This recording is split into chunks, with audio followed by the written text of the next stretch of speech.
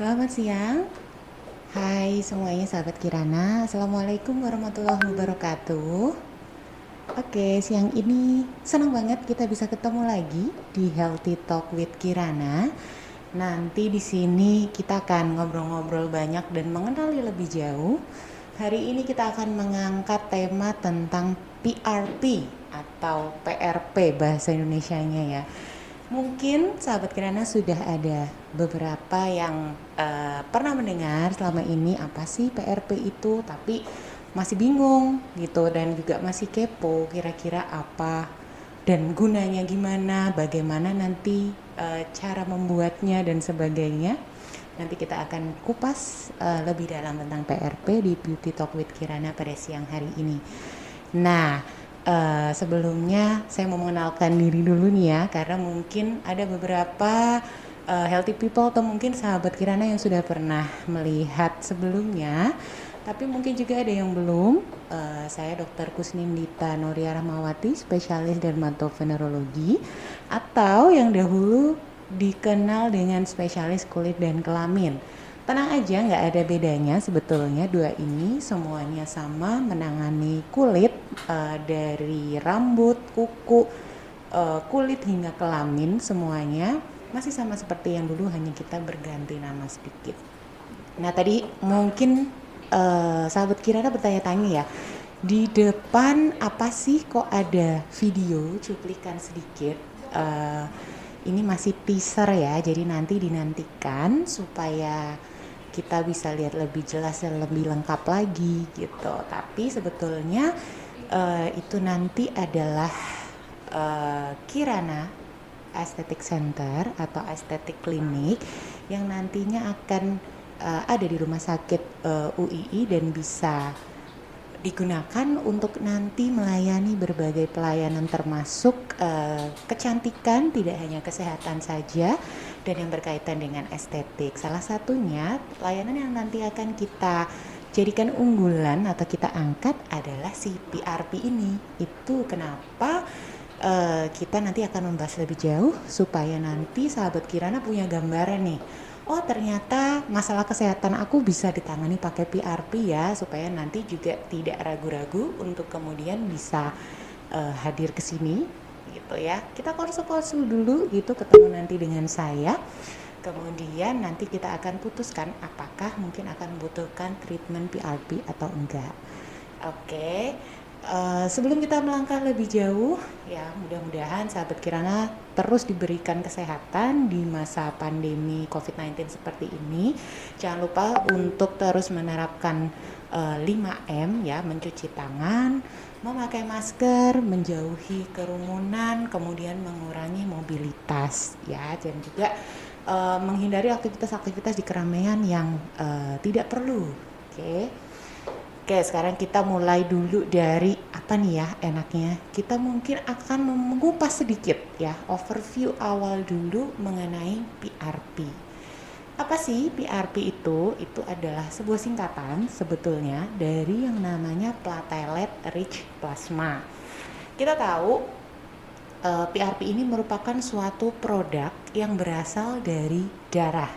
Nah, darah kok bisa ya gitu ya, kenapa kok bisa darah kita dipakai sendiri atau gimana nih nanti, masa diolesin ke kita gitu, nanti tentunya akan mengerikan gitu ya, merah-merah berdarah-darah, itu tentunya nggak kayak gitu ya sahabat Kirana. Jadi PRP sendiri atau platelet rich plasma ini adalah produk olahan dari darah kita sendiri, di mana dia telah melalui berbagai macam pemrosesan. Kita tahu di darah itu banyak sekali komponennya sebetulnya, mulai dari komponen darah yang bersifat cair hingga komponen darah yang dia bersifat padat atau sel-sel darah. Kita juga tahu nih, mungkin kita flashback sedikit dulu pelajaran biologi ya di zaman SD atau SMP, di mana sel darah ini ada sel darah merah, ada sel darah putih, dan juga ada keping darah atau trombosit atau platelet. Ya, dan mereka tentunya memiliki fungsi masing-masing. Sedangkan untuk komponen cairnya kita tahu kita punya serum atau plasma darah. Nah terus kenapa sih kok PRP ini spesial? Ya jadi kita sekali lagi Kepanjangannya adalah platelet rich plasma.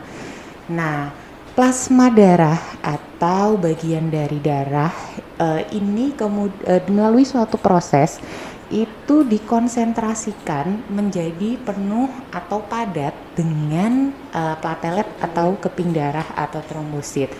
Kenapa komponen darah yang kemudian padat dengan platelet atau trombosit atau keping darah ini tadi kok banyak dipakai gitu, baik buat masalah-masalah kesehatan maupun masalah-masalah yang bersifat estetik atau rejuvenation atau kecantikan ya.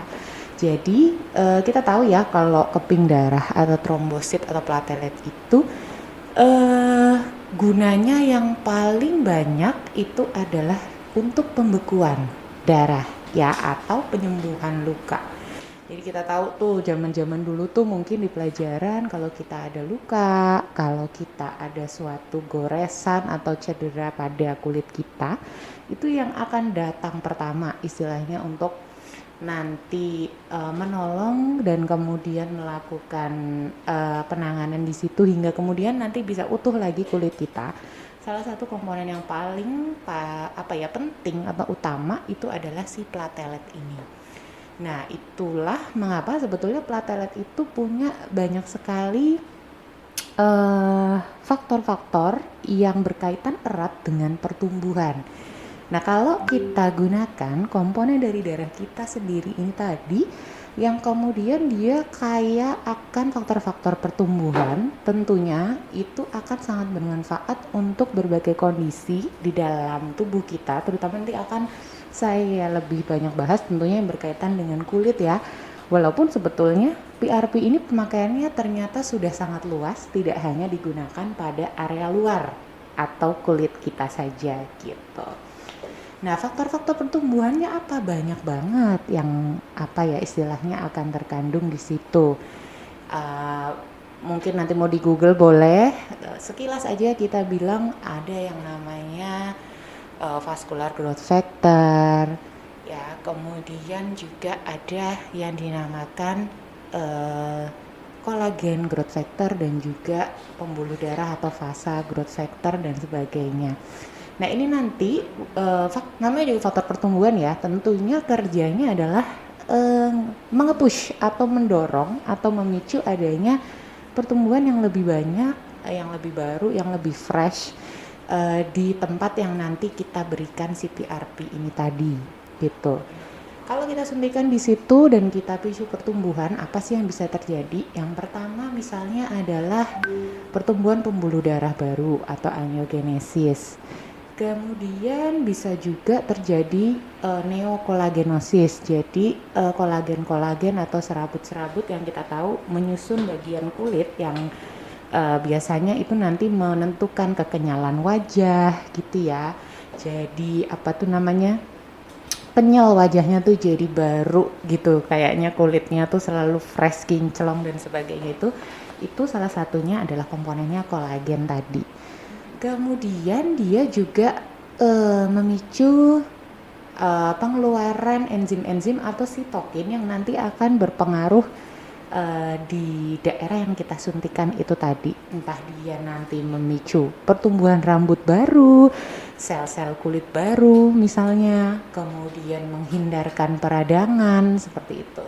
Jadi memang banyak sekali faktor-faktor pertumbuhan yang dia sifatnya sangat aktif yang kita coba untuk konsentrasikan di dalam plasma atau istilahnya bagian cair dari darah itu tadi. Karena dia banyak mengandung platelet, di mana platelet atau keping darah atau trombosit tadi mengandung banyak faktor pertumbuhan. Ya, jadi intinya kita itu berusaha mengkonsentrasikan suatu zat yang kaya akan faktor pertumbuhan, tapi itu berasal dari diri kita sendiri atau kita bilangnya adalah otolog. Dimana kalau otolog itu tentunya faktor resiko untuk misalnya nih alergi seperti itu tentunya akan sangat kecil karena itu kan sel yang berasal dari tubuh kita sendiri dong gitu ya. Dan tentunya yang pasti adalah alami atau natural karena kita betul-betul pure menggunakan bahan dari tubuh kita sendiri. Jadi apa ya, istilahnya bahan dari luar atau yang inorganik istilahnya yang dipakai itu hanya lewat aja pada waktu pemrosesan, tapi hasil akhirnya itu adalah pure istilahnya apa ya, natural product yang memang berasal dari bahan kita sendiri gitu. Jadi mungkin buat beberapa orang yang khawatir nih untuk misalnya menggunakan bahan-bahan yang kayaknya kok sintetis ya, kok buatan ya, atau tidak organik gitu, atau mungkin bahan kimia dan sebagainya, dan takut karena gimana nih memasukkan bahan dari luar ke dalam tubuh kita sendiri, jangan-jangan nanti ada efek sampingnya misalnya gitu. Ini tentunya sangat minimum efek samping, walaupun apakah semua orang nanti boleh melakukan atau menyumbang PRP baik untuk dirinya sendiri ataupun untuk orang lain, itu nanti kita akan bahas lebih lanjut di belakang ya, syarat-syaratnya apa, kemudian yang nggak boleh siapa, kemudian juga bisa digunakan untuk apa aja gitu. Jadi nanti prosesnya itu kalau dibayangin mungkin begini, mungkin sahabat Kirana sudah pernah ya semuanya mengalami proses pengecekan atau pemeriksaan laboratorium yang menggunakan darah. Jadi nanti seperti itu juga darah dari biasanya lengan ya gitu, atau mungkin tempat lain pada tubuh kita itu akan diambil. Untuk besaran darahnya sebetulnya nanti bervariasi sesuai dengan kebutuhan, tapi memang yang kita butuhkan itu tidak bisa dibilang sedikit. Kenapa? Karena kita tahu dari darah sekian itu nanti harus kita proses sedemikian rupa sampai pada akhirnya nanti kita bisa dapat kayak ekstrak gitu kan. Nah, otomatis dari darah yang sekian mililiter itu tadi hanya akan dapat jadi misalnya sedikit gitu dari bagian itu, tapi yang sedikit ini isinya sangat kaya. Kaya akan apa? Yang tadi sudah saya jelaskan sebelumnya adalah faktor-faktor pertumbuhan tadi gitu. Jadi ini betul-betul ekstraksi dari komponen darah kita sendiri gitu.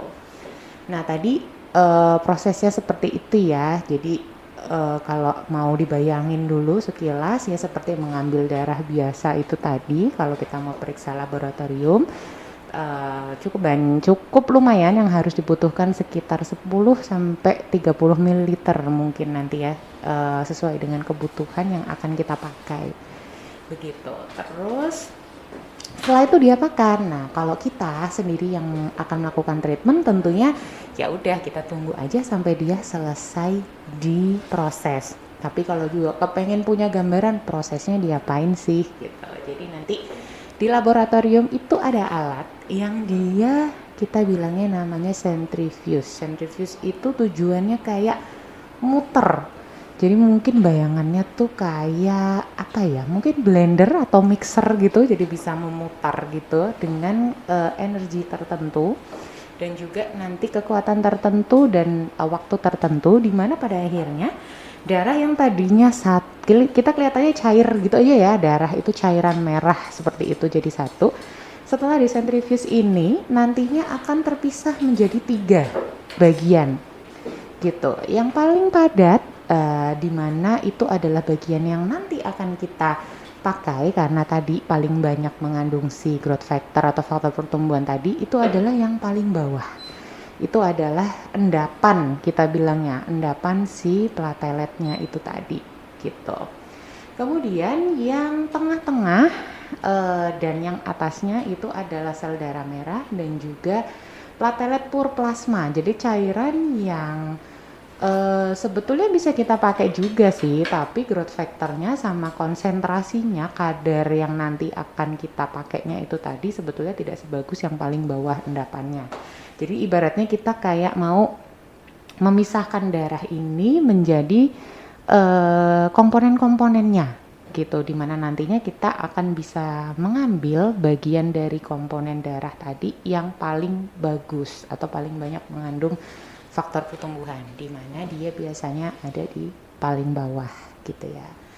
Oke, terus nanti jadinya gimana sih dok? Terus misalnya nih yang nanti mau kita pakai sebagai produk untuk tindakan kita, apakah itu bentuknya akan tetap darah merah gitu? Jadi mungkin kadang-kadang suka lihat ya, saya juga kadang-kadang suka nemu tuh di media sosial, di mungkin di majalah atau pokoknya foto-foto yang sebenarnya saya juga kurang tahu asalnya nih ini sesat apa gimana saya nggak tahu. Jadi suka ngelihat ada orang dibilangnya facial apa vampire ya, vampire facial, tapi betul-betul mukanya tuh merah semua gitu. Jadi mungkin ada beberapa sahabat Kirana yang kemudian jadi parno gitu, kayak waduh ini gimana nih nanti bener-bener kayak diolesin darah merah nih di kulit saya atau di rambut saya. Nah itu tentunya tidak, karena tadi kan sudah diproses tuh di sentrifugasi itu tadi. Jadi karena nanti sudah akan, jangan dibayangin darah yang keluar itu akan masih merah seperti ketika pada waktu diambil. Proses sentrifugasi tadi yang memisahkan beberapa elemen-elemen atau bagian penyusun dari darah kita itu sudah akan membuat atau menghasilkan hasil akhir yang berupa seperti cairan bening gitu, bening kekuningan ya, nggak bening banget tentunya, bening kekuningan gitu. Jadi nggak usah khawatir, nggak usah parno ngelihatnya atau mungkin yang fobia ngelihat darah dan sebagainya, nggak usah khawatir karena nanti yang akan kita gunakan sebagai produk akhir yang nanti akan dioleskan baik di kulit atau mungkin disuntikkan ke rambut. Nah, itu nanti sudah berupa seperti serum.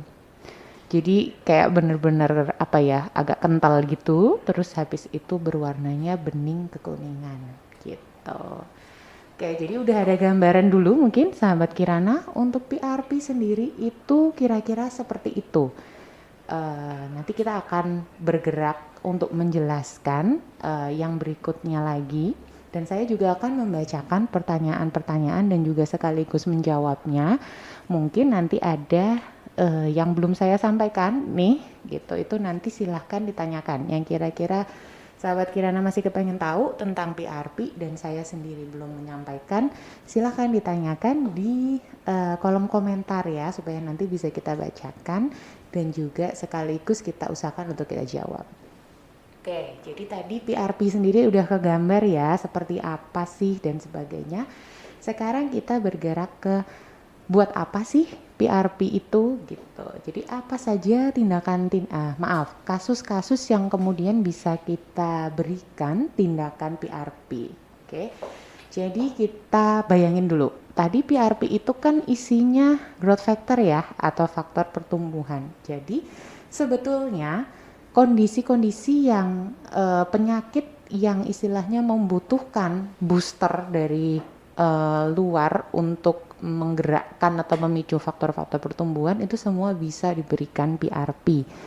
Misalnya kita mulai dari atas dulu nih, kepala atau rambut. Mungkin sahabat Kirana ada yang ngalamin kebotakan. Kebotakan ini sebetulnya asalnya bermacam-macam. Itulah kenapa kalau kita memang mengalami keluhan kebotakan atau rambut rontok seperti itu, nomor satu sebetulnya adalah langsung datang ke dokter spesialis kulit dan kelamin untuk konsultasi dulu gitu, supaya nanti kita tentukan nih apa penyebabnya. Karena banyak banget, ada yang disebabkan oleh memang keturunan, ada yang disebabkan oleh hormonal, ada yang disebabkan oleh autoimun, ada juga yang disebabkan oleh sebab-sebab lain yang misalnya infeksi gitu ya, misalnya ternyata di situ ada infeksi jamur dan sebagainya.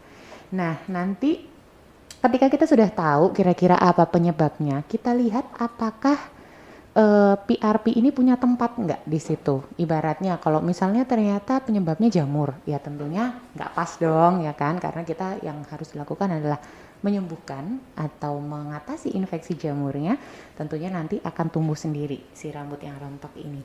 Nah, tapi kalau misalnya ternyata penyebabnya adalah tadi ada keturunan, ada hormonal, ada kemudian peran dari sel-sel imun di situ, atau mungkin kurang nutrisi, itu juga bisa menyebabkan kerontokan. Nah, yang disebabkan oleh seperti ini, kebotakan di rambut yang disebabkan oleh hal-hal ini, itu termasuk yang bisa ditangani oleh PRP. gitu. Jadi kalau misalnya sahabat Kirana di rumah sudah mulai cemas, aduh kok saya makin luas nih area pitaknya, aduh kok rambut saya makin sedikit nih dan sebagainya, silakan datang untuk berkonsultasi supaya nanti kita lihat apakah bisa kita masukkan tindakan PRP ini untuk sahabat Kirana ya. Tentunya nanti yang akan kita lakukan adalah kita mengaplikasikan serum tadi atau PRP tadi ke kulit kepala gitu, supaya nanti di situ folikel-folikel rambut ini akan terpicu atau tergerak untuk tumbuh begitu. Jadi prosesnya nanti kalau dibayangkan memang biasanya kita masukkan melalui suntikan, tapi nggak usah parno dulu, aduh kepala saya disuntik-suntik nanti gimana ya, sakit banget, takut berdarah-darah dan sebagainya. Tentunya tidak. Jadi nanti akan kita berikan krim anestesi topikal dulu, jadi untuk rasa sakitnya akan jauh lebih tidak terasa. Kemudian juga perdarahannya itu akan sangat minimal gitu, jadi nanti tidak usah khawatir ya. Kemudian kita mulai turun ke wajah. Apa yang bisa kita lakukan dengan PRP di wajah? Banyak.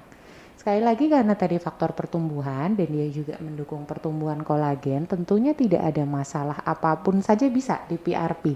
Tujuannya adalah untuk skin rejuvenation. Jadi mungkin yang merasa wajahnya sudah mulai agak kusam atau mungkin merasa mulai muncul kerutan-kerutan halus karena penuaan di mana? Di wajah. Kemudian juga mungkin ada yang punya bekas cacar ya, scar kita bilangnya, atau bopeng mungkin yang dia agak cekung gitu dan mulai nggak pede karena aduh kok ini makin cekung ya gitu. Terus ada juga mungkin yang punya scar-scar bekas jerawat, kan kita tahu ya bahwa jerawat itu kadang-kadang ketika penyembuhan itu kulit tidak bisa kayak halus lagi, tapi di bawahnya ada scar yang juga cekung, sama seperti scar pada cacar atau bopeng karena cacar, tapi dia mungkin bentuknya lebih kecil-kecil gitu, tapi dia dalam-dalam misalnya seperti itu.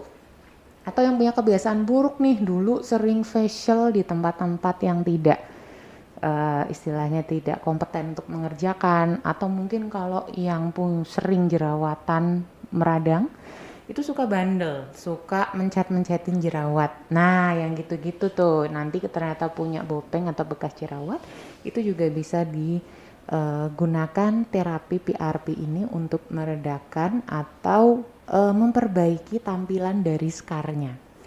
Kenapa kita bisa bilangnya hanya memperbaiki tampilan? Karena tentunya PRP ini tidak bisa simsalabim gitu ya. Jadi kayak wah saya wajahnya pasti akan seperti dulu lagi gitu, betul-betul halus lagi. Tentunya tidak semudah itu gitu. Jadi memang harus ada proses-proses yang nanti kita jalani, mungkin tidak hanya satu kali terapi juga. Dan itu juga sangat ditentukan dengan perawatan sehari-hari dari pasien di rumah. Tapi pada beberapa pengalaman dan juga di jurnal ada laporan kasus dan sebagainya, tampilan dari scar itu akan jauh lebih membaik setelah pemberian dari PRP sendiri gitu. Jadi dia yang tadinya jeglong banget gitu, itu dia sudah mulai agak naik. Yang tadinya lebar sekali, dia ukurannya akan bisa mengecil. Yang tadinya sangat dalam, dia sudah mulai naik ke permukaan seperti itu. Nah, nanti pengaplikasiannya mungkin agak berbeda dengan pada waktu kalau kepala itu kan tadi ya kita seperti menyuntikkan ke kulit kepala, tapi kalau untuk yang wajah ini biasanya nanti kita pakai jarum yang lebih kecil-kecil, atau mungkin sahabat Kirana sudah pernah mendengar yang namanya microneedling. Biasanya nanti akan lebih efektif ketika kita kombinasikan dengan itu, karena satu meratakan, yang dua kita masukkan areanya juga luas dan banyak gitu ya. Terus untuk scar yang lebih dalam seperti misalnya scar cacar tadi atau bekas cacar tadi, biasanya nanti kita juga memerlukan suntikan juga gitu, tapi tidak usah dikhawatirkan dulu di depan, artinya semua tindakan itu pasti dilakukan dengan prosedur yang intinya meminimalkan resiko untuk sakit pada pasien gitu. Jadi pembersihan, antiseptik, kemudian memberikan krim-krim anestesi itu pasti sudah menjadi prosedur yang rutin. Terus kalau saya tadi ya nggak ada masalah apa-apa dok, cuman kepengen kayaknya biar wajahnya muda lagi gitu, bisa nggak? Bisa juga untuk skin rejuvenation yang sudah cukup terbukti untuk apa namanya memberikan hasil yang cukup terlihat itu adalah untuk kerutan-kerutan halus atau retids kita bilangnya. Jadi kerutan itu kan ada kerutan yang halus, ada yang dalam gitu ya. Untuk kerutan-kerutan yang halus ini sudah terlihat atau dilaporkan hasil yang baik gitu. Jadi mukanya akan terlihat lebih muda lagi, lebih segar, lebih fresh. Kemudian pada beberapa kondisi bisa juga baik digunakan tunggal maupun dikombinasikan dengan hyaluronic acid sebagai filler. Jadi ada yang menyebutkan itu sebagai facelift non invasif bilangnya gitu. Jadi pada intinya sama mempertahankan kekenyalan dan tekstur wajah, kemudian juga memperbaiki tanda-tanda skin aging atau penuaan alami yang mulai muncul pada kulit. Jadi kayak ngangkat gitu ya, atau membuat dia lebih seperti keceng atau kenyal lagi, seperti itu. Kemudian apalagi ya di badan, apa dok yang bisa dilakukan oleh PRP ini di badan? Mungkin ada sahabat Kirana, ibu-ibu yang pasca melahirkan nih, ini ya ibu-ibu anak 1, yang kemudian mulai berpikir, waduh kok saya muncul stretch mark setelah kehamilan. Stretch mark pada kondisi tertentu itu juga tampilannya bisa diperbaiki dengan PRP, tapi tentunya juga dengan kombinasi seperti pada wajah tadi ya. Jadi biasanya kita berikan misalnya dengan microneedling. Akan lebih bagus lagi sebetulnya misalnya nanti ada kombinasi terapi juga misalnya dengan energi ultrasound dan sebagainya, itu tentu akan hasilnya lebih bagus. Tapi secara tunggal pun pada beberapa stretch mark yang dia masih dini, jadi masih early, masih belum lama terbentuknya, kemudian belum dalam-dalam ya, dan belum meluas, itu dia bisa terperbaiki dengan pemberian PRP yang dikombinasikan dengan jarum super mini tadi atau microneedling tadi, seperti itu. Kemudian apalagi yang bisa dipakai? Pada intinya semua kondisi kulit yang dia itu basicnya sebetulnya adalah proses peradangan atau proses inflamasi yang di situ juga bisa karena proses penuaan fisiologis gitu ya. Atau bisa juga terjadi karena proses oksidasi pada kulit, itu semuanya sebetulnya bisa ditangani gitu dengan pemberian si PRP ini tadi. Seperti yang tadi saya sudah sampaikan dikit nih di depan ya kan, itu sebetulnya tidak hanya digunakan pada kulit aja, tapi juga digunakan pada kondisi-kondisi lain atau lokasi-lokasi lain pada tubuh. Contohnya mungkin teman-teman di bagian ortopedi gitu ya, itu mungkin sudah beberapa kali menggunakan si PRP ini untuk perbaikan peradangan sendi atau artritis gitu, itu bisa. Atau mungkin peradangan-peradangan di bagian lain seperti tendon, otot-otot yang tidak terlalu besar dan sebagainya, itu biasanya bisa terperbaiki juga dengan injeksi atau suntikan dari PRP ini tadi. Oke, jadi kalau masih ragu, kalau masih bingung gitu ya, kira-kira apa sih masalah yang saya alami ini, bisa nggak sih kira-kira diatasi dengan PRP? Silakan datang ke Rumah Sakit UII untuk nanti kita konsultasi dulu, kita cek dulu nanti kira-kira keadaannya seperti apa, diagnosis penyakitnya apa, kemudian pilihan-pilihan terapi yang nanti bisa dilakukan tentunya akan kita jelaskan juga. Termasuk kalau nanti ternyata PRP ini punya tempat di situ atau bisa kita berikan atau bisa memperbaiki kondisi penyakit dari sahabat Kirana, tentunya akan bisa kita lakukan di sini gitu ya. Oke, kita mungkin mulai baca pertanyaan. Ada beberapa nih yang sudah masuk, termasuk nanti mungkin kita tambahkan beberapa info-info yang mungkin akan bisa nyambung dari pertanyaan-pertanyaan yang sudah muncul ya. Jadi ada dari XX Indranoni XX. Oke. PRP is coming dok, mau harus persiapan apakah untuk melakukan PRP? Karena kan diambil darah lewat vena tuh, darahnya berapa liter kah? Ya Allah, oke, nggak sampai liter-liter ya. Ibu Indranoni, jadi nggak usah parno dulu gitu. Oke, kita lihat dulu persiapan. Sebetulnya basicnya persiapan itu hampir tidak ada. Boleh langsung dilakukan kapanpun pada waktu pasien datang dan menghendaki untuk dilakukan PRP.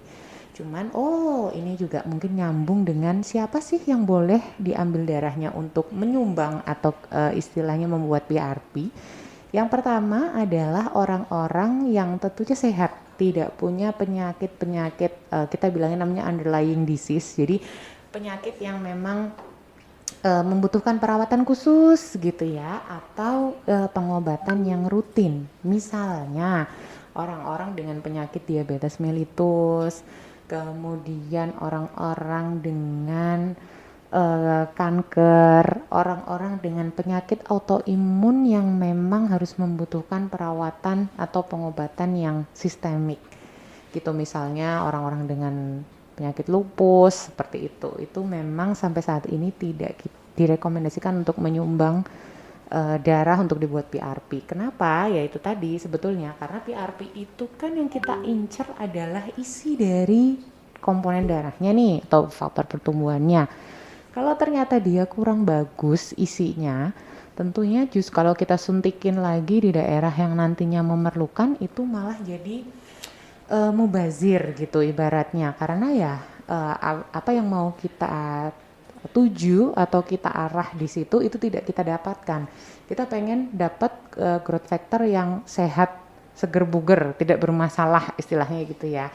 Nah, kalau pada orang-orang yang memang ternyata berpenyakit ini tadi, kadang-kadang sifat dan kualitas dari komponen darahnya pun juga ikut terganggu. Begitu. Jadi kita belum menyarankan untuk orang-orang dengan pasien istilahnya penyakit-penyakit seperti ini untuk membuat PRP sendiri. Terus gimana dok? Oh ya, tadi mungkin yang belum saya sebutkan juga, PRP ini juga bisa digunakan untuk terapi luka kronis. Jadi mungkin sahabat Kirana pernah punya saudara gitu ya, atau mungkin orang tua atau nenek dan kakek yang dia punya luka yang nggak sembuh-sembuh. Biasanya di tungkai atau di kaki paling sering ya, walaupun daerah tubuh lain bisa. Mungkin karena penyakit gulanya atau mungkin karena memang aliran darah yang menuju ke situ tuh nggak bagus gitu. Nah ini juga merupakan salah satu target yang bisa kita capai dari penggunaan PRP ini tadi. Karena kan seperti sahabat Kirana tahu ya, PRP tadi kan banyak tuh growth factornya. Jadi ketika kita aplikasikan di luka itu, harapannya tentunya adalah memicu faktor pertumbuhan dan sel-sel yang ada di dalam luka atau di sekitar luka itu untuk kemudian aktif kembali. Dan setelah dia aktif, tentunya harapannya adalah lukanya akan sedikit demi sedikit menutup gitu. Nah, kalau misalnya sahabat Kirana ada punya kasus seperti ini, pengen nih di PRP ya, tapi kan si pasiennya sendiri nggak bisa nih menyumbang darah, terus gimana dok? Pada kasus-kasus yang memang terpaksa, artinya pasien tidak bisa menggunakan darahnya sendiri atau darah autolog, itu kita bisa menggunakan donor PRP. Syaratnya misalnya pasien ini punya anggota keluarga, biasanya kita minta di first degree atau derajat 1 atau di tingkat pertama, seperti misalnya anak kandung atau kakak kandung atau adik kandung, boleh pilih yang golongan darahnya sama gitu. Orang atau keluarganya ini nantinya bisa menjadi donor PRP bagi si pasien, seperti itu ya. Kemudian persiapan utamanya sebetulnya tadi memastikan bahwa kalau asal sehat, seger buger, nggak ada masalah penyakit apapun selama ini gitu, itu bisa langsung datang. Seperti itu. Dan tentunya sebetulnya kualitas growth factor di dalam tubuh kita itu juga ditentukan oleh banyak hal. Salah satunya adalah kebiasaan hidup sehat ya. Jadi kalau misalnya kepengen growth factor di PRP-nya bagus, ya tentunya menghindari untuk merokok, menghindari untuk minum minuman keras, terus habis itu makan juga yang sehat, yang kira-kira banyak mengandung antioksidan, misalnya sayur, buah, kemudian ditambah dengan suplemen-suplemen seperti itu tentunya akan jauh lebih baik. seperti itu ya. Kemudian untuk melakukan PRP tadi diambil darah seperti yang sudah saya sebutkan di depan tadi ya Mbak. Jadi diambil darah lewat vena atau dari pembuluh darah kita seperti kita mau melakukan cek lab tadi, itu sekitar minimal 10 ml saja. Jadi tidak sampai berliter-liter ya gitu. Sekitar 10 ml saja sampai mungkin 30 ml. Jadi nanti akan kita sesuaikan kebutuhan kira-kira berapa sih jumlah komponen dari si plasma yang kayak PRP yang kita butuhkan. Karena nanti ada ukurannya gitu kan. Misalnya kebotakannya areanya seluas sekitar sekian sentimeter persegi. Berarti PRP yang dibutuhkan nanti kira-kira berapa mili. Nah, gitu tuh nanti kita sesuaikan di situ. Kurang lebih kalau darah sekitar 10 mililiter itu bisa jadi sekitar 1 mililiter dari PRP-nya itu sendiri. Kok dikit banget ya dok? Iya betul, karena memang tadi kita betul-betul mengarahkan komponen darah yang betul-betul paling bagus, kualitinya paling tinggi, paling padat, konsentrasi dari growth factor-nya ini atau platelet yang mengandung growth factor ini paling banyak gitu. Oke, pertanyaan berikutnya. Dok, PRP optimal dilakukan di usia berapa? Ada minimal atau maksimal usia kah? Oke.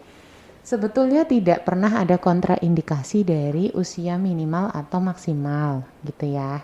Cuman memang akan paling bagus digunakan pada usia yang relatif masih muda atau produktif. Karena apa ya? Itu lebih ke karena ini aja sih kayak kondisi fisiologis dari tubuh kita sendiri gitu. Karena kita tahu kan memang kodratnya manusia itu semakin bertambah tua tentunya apapun akan mengalami degenerasi atau penurunan. Termasuk salah satunya adalah kualitas tadi dari growth factor, kualitas dari kolagen dan sel-sel lainnya yang ada di dalam tubuh kita. Jadi sebetulnya tidak ada batasan usia, mau dia 75 tahun pun mau di PRP juga monggo banget, silakan. Cuman tadi itu kondisinya tentunya tidak akan seprima ketika misalnya dia berada di usia produktif, misalnya di usia-usia 15 sampai 30 tahun dan sebagainya gitu tadi. Tapi sebetulnya asal tidak ada kontraindikasi seperti yang saya sebutkan sebelumnya tadi, pasien dengan penyakit-penyakit tertentu, autoimun, cancer, terus diabetes mellitus, kemudian orang dengan HIV AIDS misalnya ya, itu sebetulnya semua boleh dilakukan PRP. Nanti kita lihat pada waktu hadir kira-kira bisa dilakukan apa tidak gitu ya. Tapi sejauh ini sebetulnya tidak ada indikasi umur tertentu. Kemudian berikutnya lagi, dok izin bertanya, jika sedang haid atau kondisi tubuh tidak sehat, bolehkah diambil darahnya untuk PRP? Oke, sebetulnya tadi lagi-lagi tidak ada kontraindikasinya, tapi kadang-kadang memang betul kalau untuk haid itu nanti mempengaruhi komposisi di dalam si PRP ini sendiri, walaupun dia justru bukan sesuatu yang jelek sebetulnya gitu. Jadi tenang saja, itu tidak mempengaruhi kondisi gitu, kecuali sakitnya ini atau tidak sehatnya ini adalah suatu kondisi yang serius gitu tadi, misalnya infeksi berat atau mungkin kondisi yang memerlukan mungkin perawatan inap atau istirahat total dan sebagainya, itu tentunya akan kita tunda dulu sampai nanti kira-kira lebih fit atau lebih sehat lagi ya. Kemudian berikutnya, dok izin bertanya, apakah dibolehkan untuk infus kolagen? Wow, infus kolagen ini dia nih. Ini memang sekarang produknya tuh kayak makin banyak ya, makin ada aja gitu kayaknya yang berkaitan dengan kosmetik, entah itu suplemen dan sebagainya. Cuman lagi-lagi kalau kita melihatnya dari perspektif apakah sudah ada bukti-bukti medis, penelitian, studi yang memadai mengenai hal itu.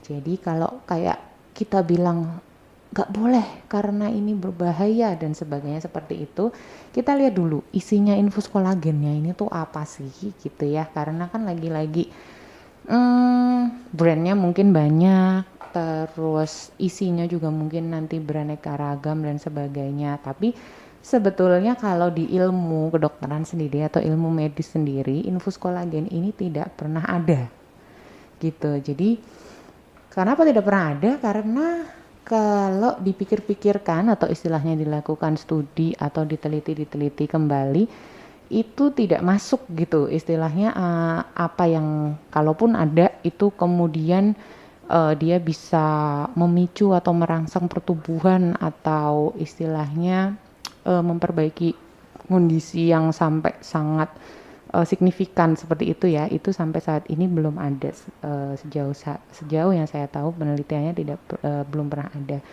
Tapi tidak bisa kita katakan, artinya gini, betul-betul tidak boleh, berbahaya, itu asalkan sudah mendapat izin yang jelas, ini bukan produk ala-ala nggak jelas dari mana, ada izin BPOM-nya yang jelas, dan si produsen ini berani untuk stated atau menuliskan kandungan-kandungan yang jelas dari isinya sendiri yang betul-betul lengkap itu apa, silahkan kalau mau dicoba gitu. Tapi diingat bahwa segala tindakan yang memasukkan zat lain dari ke dalam tubuh kita tentunya akan punya kemungkinan atau resiko untuk efek samping. Misalnya satu adalah reaksi alergi, karena kita nggak pernah tahu ya kan, namanya alergi itu kadang-kadang kita memang belum pernah mengalami sebelumnya, sehingga ketika mengalami reaksi jreng gitu, ternyata setelah diinfus kok pas dilalah alergi terhadap komponen obatnya pertama kali, ya itu adalah resiko yang harus ditempuh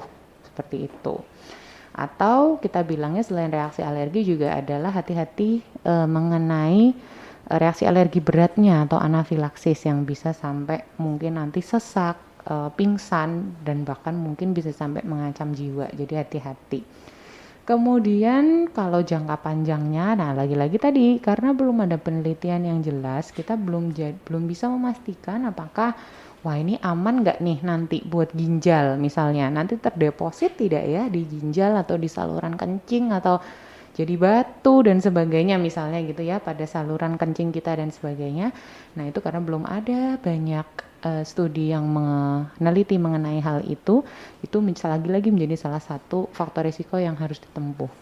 Makanya kalau kita berangkat dari guideline atau pedoman yang jelas, selama memang belum ada rekomendasi yang jelas dari misalnya salah satu adalah jurnal yang kompeten, organisasi profesi, terus guideline atau pedoman praktik klinis misalnya, itu biasanya kita tidak memberikan treatment itu gitu ya.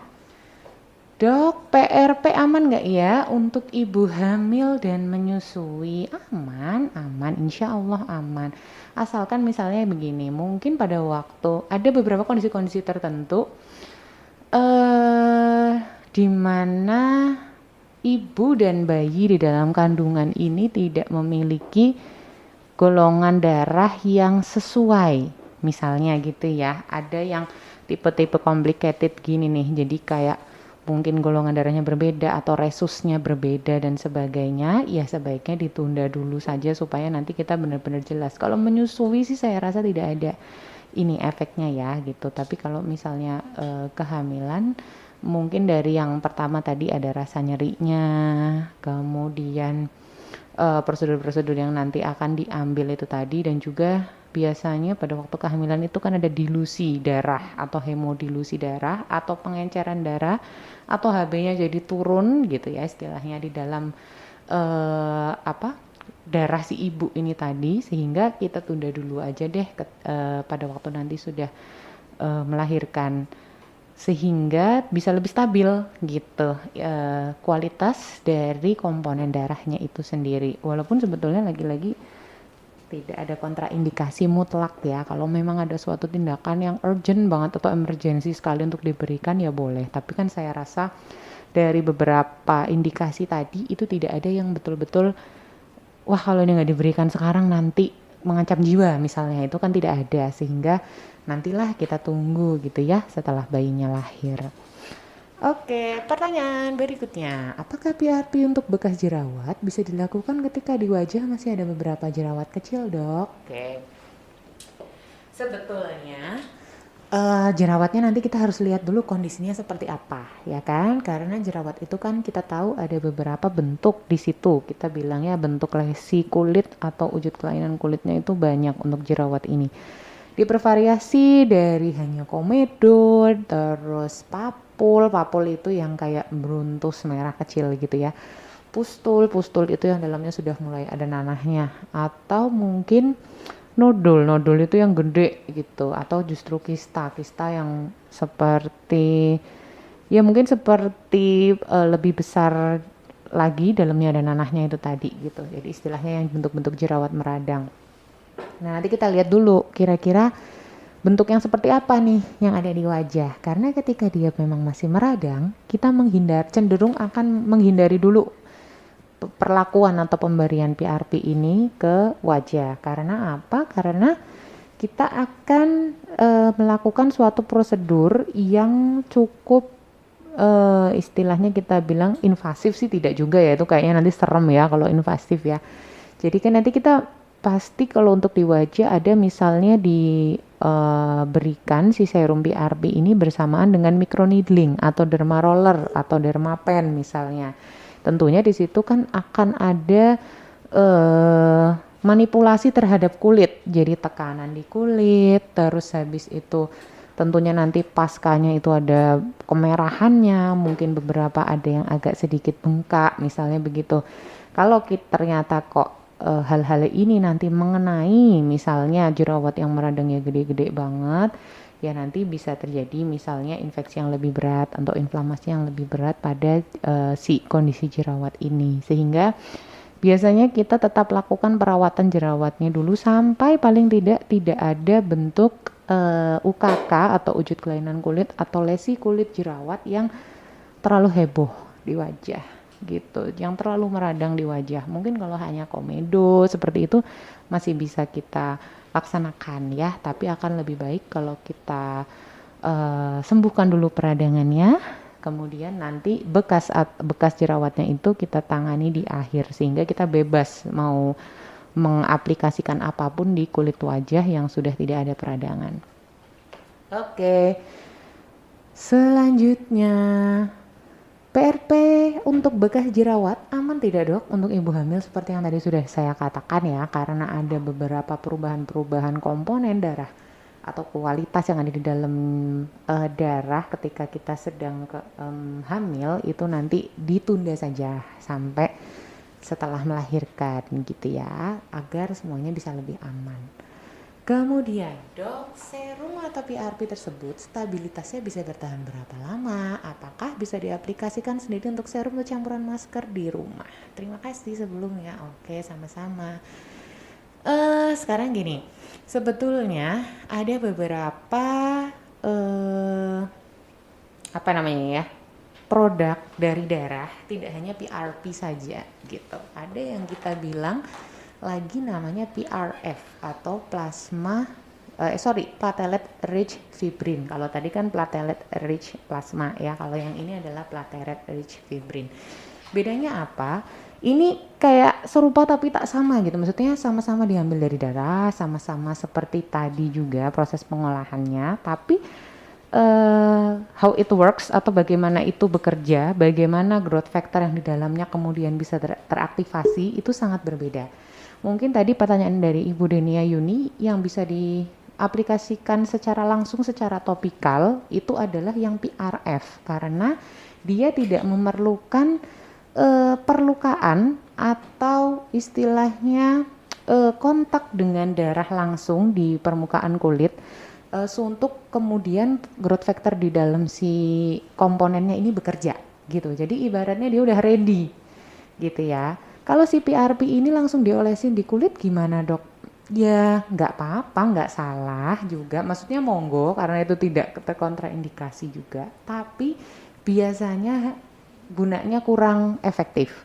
Kenapa? Karena growth factor yang ada dalam PRP ini perlu berkontak dulu dengan luka yang ada di kulit gitu misalnya ya. Itulah mengapa kita memberikannya misalnya dengan suntikan, karena ketika dia ada suntikan tentunya ada kontak dengan ujung jarum, dia membuat perlukaan itu tadi ya. Atau dengan roller atau microneedling, di mana jarum yang kecil-kecilnya tadi juga membuat perlukaan minor atau kecil-kecil di permukaan kulit. Sehingga adanya hal-hal ini itu yang kemudian nanti ketika kita masukkan PRP atau kita oleskan PRP itu akan mengaktifkan faktor-faktor pertumbuhan yang ada di dalam PRP-nya gitu. Jadi kalau misalnya dia langsung diolesin di kulit yang intak atau yang utuh, biasanya si growth factor-nya nanti tidak bisa aktif Bu. Jadi ya kalau mau yang tipe dioleskan atau dicampurkan ke dalam kosmetik tadi, itu biasanya adalah yang PRF atau platelet rich fibrin. Tapi karena ada sedikit perbedaan pada pembuatannya, sekarang ini sepertinya belum bisa dikerjakan gitu ya, atau nanti akan mungkin pengembangan lainnya nanti akan kita tunggu dulu ya gitu, apakah memungkinkan atau tidak. Tapi kalau si PRP ini sendiri, ini memang tipenya harus antar masuk ke dalam kulit istilahnya gitu, atau di permukaan kulit gitu ya. Untuk pemulihan luka bekas PRP berapa lama dok? Nah ini sebetulnya tergantung dari kulit masing-masing individu ya. Ada orang yang downtime-nya itu cepat, terus pemulihannya nggak pakai bercak-bercak hitam gitu, itu ada. Tapi ada juga yang memang agak lama.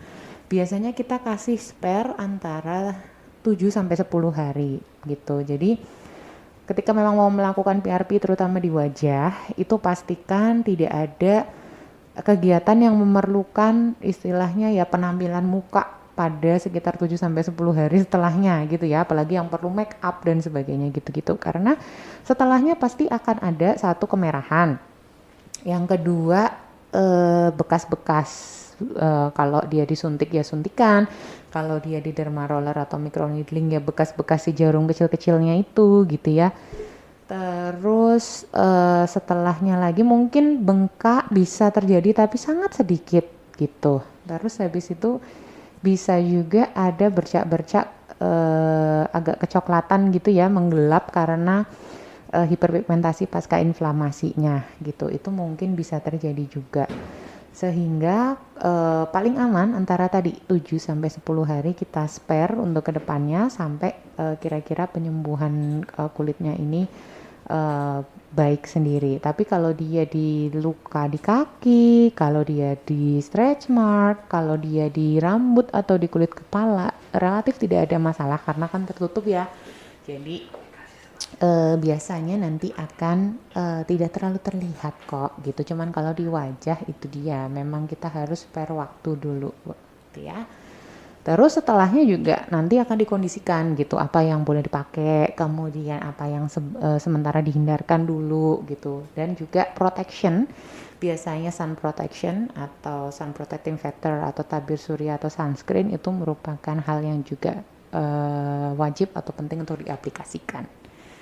Oke, kemudian berikutnya apa yang harus disiapkan sebelum melakukan treatment PRP dok? Oke, sebetulnya sih tidak ada, cuman ya itu tadi, yang penting adalah datang dulu agar kita bisa melihat dulu apa sebetulnya diagnosisnya, apakah sebetulnya kondisinya, kemudian apakah bisa dilakukan si PRP ini apa enggak gitu. Jadi yang penting konsul dulu aja supaya kita bisa memastikan nih kira-kira bisa langsung dilakukan kah gitu ya, atau misalnya nanti ada berikan sesuatu dulu sebelum nanti dilakukan PRP dan sebagainya. Itu nanti kita lihat dari kondisi pada waktu konsultasi itu.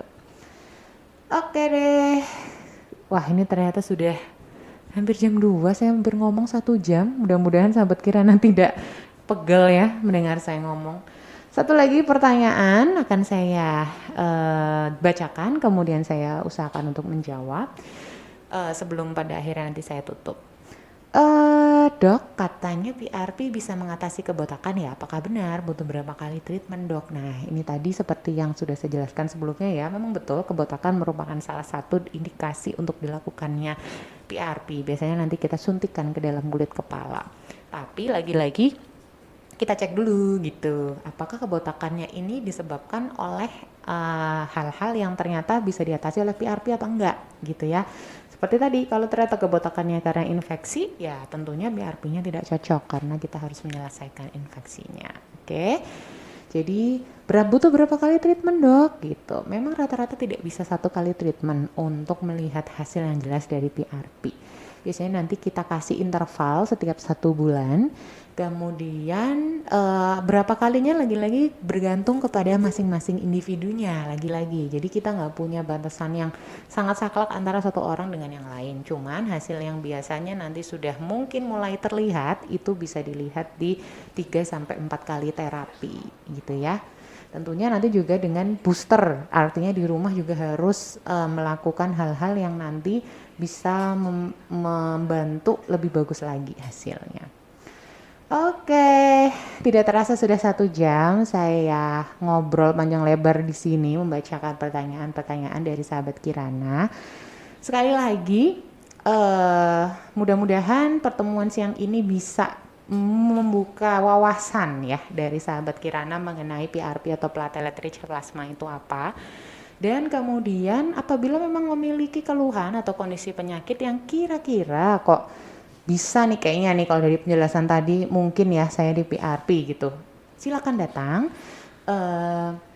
di Kirana Estetik Clinic ini sudah mulai buka di Rumah Sakit UII, sudah bisa pelayanan juga, yaitu pada hari Senin sampai Kamis jam 13 sampai jam 15 sore dan pada hari Sabtu jam 11 sampai jam 14 gitu ya. Sekali lagi hari Senin sampai hari Kamis jam 1 sampai jam 3 siang dan pada hari Sabtu jam 11 sampai jam 14 siang. Monggo silahkan, kita bisa diskusi dulu, kita bisa ngeliat dulu kira-kira nanti kondisinya seperti apa, kita bisa konsultasi dulu agar bisa kita tentukan kira-kira treatment apa sih yang terbaik untuk sahabat Kirana ya. Pokoknya jangan ragu karena kita di sini tentunya masih selalu memperhatikan protokol kesehatan yang sebaik-baiknya agar kita semua selamat dan aman dari resiko penularan COVID-19.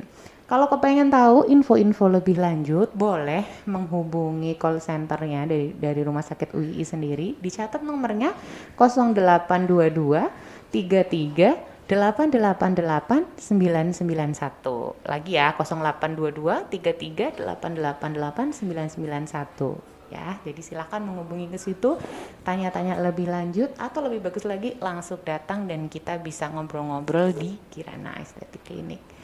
Oke, terima kasih untuk perhatiannya buat sahabat Kirana yang sudah menyaksikan saya ngobrol selama 1 jam ini.